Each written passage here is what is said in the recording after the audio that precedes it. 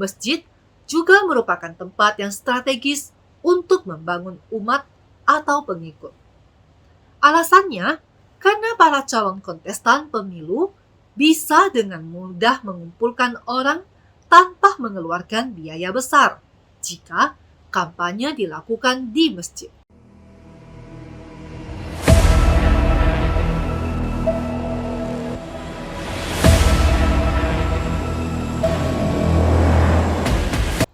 Anies Baswedan dilaporkan ke Badan Pengawas Pemilihan Umum atau Bawaslu karena dianggap melakukan pelanggaran kampanye saat mengunjungi Aceh beberapa waktu yang lalu.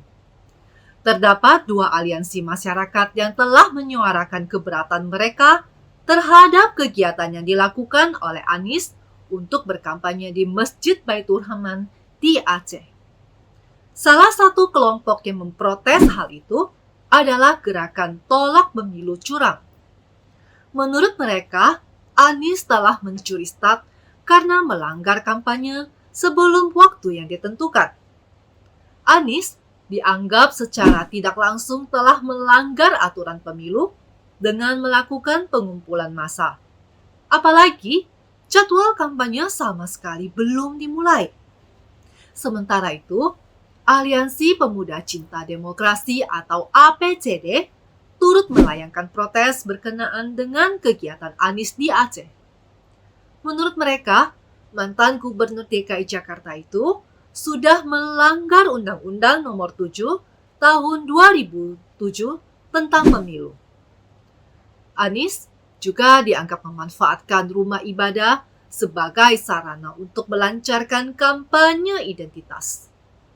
Sebelumnya, Anies juga pernah dilaporkan ke Bawaslu atas dugaan kampanye terselubung pada bulan September yang lalu. Ketika itu, Anies dilaporkan karena penyebaran tabloid KBA News yang berisi mengenai artikel tentang pencapaian Anies Baswedan selama menjabat sebagai Gubernur DKI di Jakarta. Namun, saat itu Bawaslu menolak laporan tersebut dengan alasan bahwa peserta pemilu 2024 belum ditetapkan, sehingga belum terdapat dugaan pelanggaran pemilu.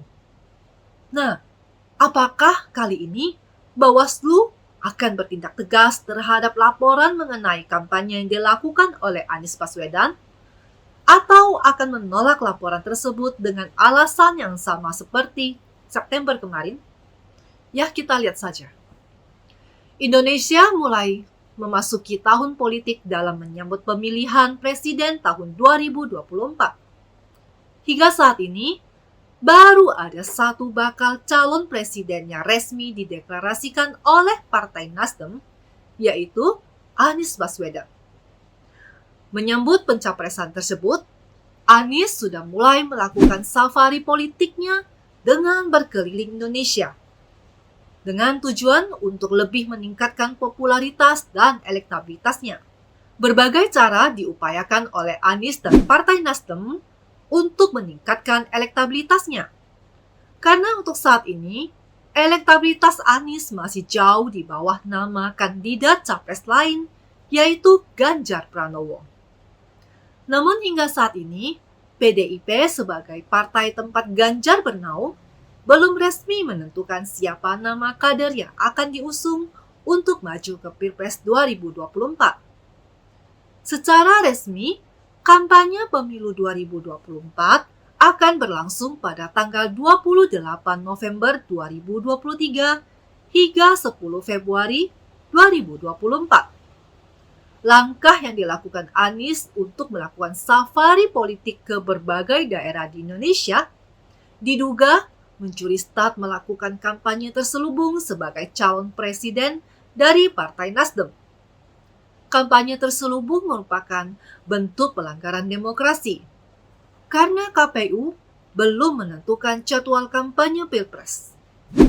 Manuver dari Anies itu dilakukan dalam kunjungannya ke Aceh beberapa waktu yang lalu. Terdapat dua aliansi masyarakat yang menyorot tajam safari politik yang dilakukan oleh Anies tersebut di Masjid Baitur Rahman. Anies dan Partai Nasdem diduga memanfaatkan rumah ibadah untuk melakukan safari politik ya di Aceh.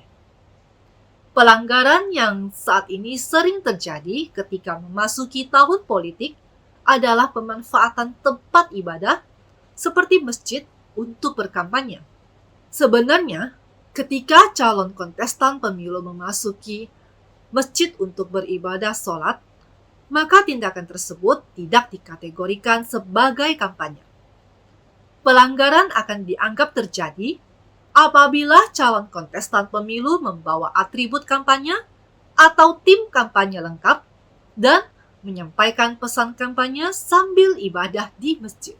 Nah, kalau itu yang terjadi, maka patut diduga sudah termasuk kategori pelanggaran. Penggunaan masjid ataupun tempat ibadah lain sebagai tempat berkampanye akan memunculkan kekhawatiran dari berbagai pihak. Dikhawatirkan apabila masjid dan tempat ibadah lainnya dimanfaatkan untuk berkampanye, maka bisa memecah belah umat.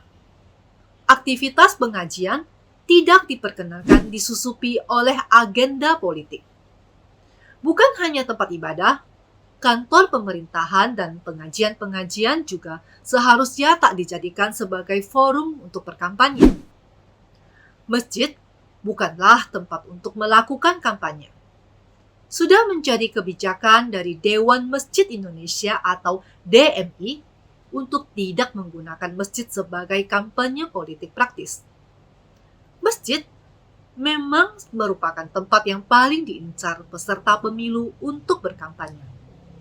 Masjid tidak hanya sebagai tempat untuk beribadah, namun juga sebagai tempat untuk mendidik umat dan juga menjadi tempat peningkatan literasi keagamaan.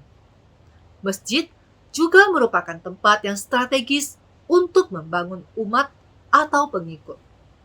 Alasannya, karena para calon kontestan pemilu bisa dengan mudah mengumpulkan orang tanpa mengeluarkan biaya besar jika kampanye dilakukan di masjid. Kita tahu bersama bahwa penduduk Indonesia memang mayoritas beragama Islam. Inilah yang dimanfaatkan oleh para oknum yang tidak bertanggung jawab untuk berkampanye di masjid. Pemerintah perlu menghimbau kepada para takmir masjid untuk melakukan upaya-upaya pencegahan agar masjid tidak disalahgunakan oleh oknum-oknum tak bertanggung jawab untuk berkampanye. Kampanye politik praktis di masjid berpotensi menimbulkan perpecahan hanya karena perbedaan politik yang dibawa ke masjid. Itu tidak boleh dan jangan sampai terjadi. Rumah ibadah bukan tempat untuk mengkampanyekan identitas politik. Rumah ibadah juga bukan tempat untuk menebar benih perpecahan. Kampanye politik di rumah ibadah hanya akan menimbulkan perbedaan pendapat di kalangan jemaah yang dapat menjurus pada perpecahan.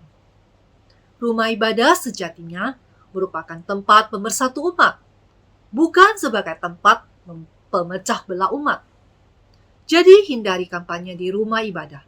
Rumah ibadah sejatinya merupakan tempat pemersatu umat, bukan pemecah belah umat. Jadi hindari kampanye di rumah ibadah, apalagi menjelang tahun politik. Penggunaan rumah ibadah sebagai tempat kampanye sudah sepatutnya dilarang untuk mencegah terjadinya penggunaan politik identitas dalam pemilu. Karena politik identitas dampaknya sangat berbahaya. Politik identitas dapat merusak tatanan kehidupan antar umat yang berbeda agama, atau bahkan yang seagama sekalipun. Rumah ibadah adalah tempat yang suci, namun sangat rentan dimanfaatkan oleh oknum-oknum yang tidak bertanggung jawab dengan menjadikan rumah ibadah sebagai tempat menyebarkan kebencian dan menaburkan hoaks. Untuk itu, seluruh tempat ibadah agama apapun harus steril dari kampanye pemilu. Bersama saya Yanti, don't be silent majority.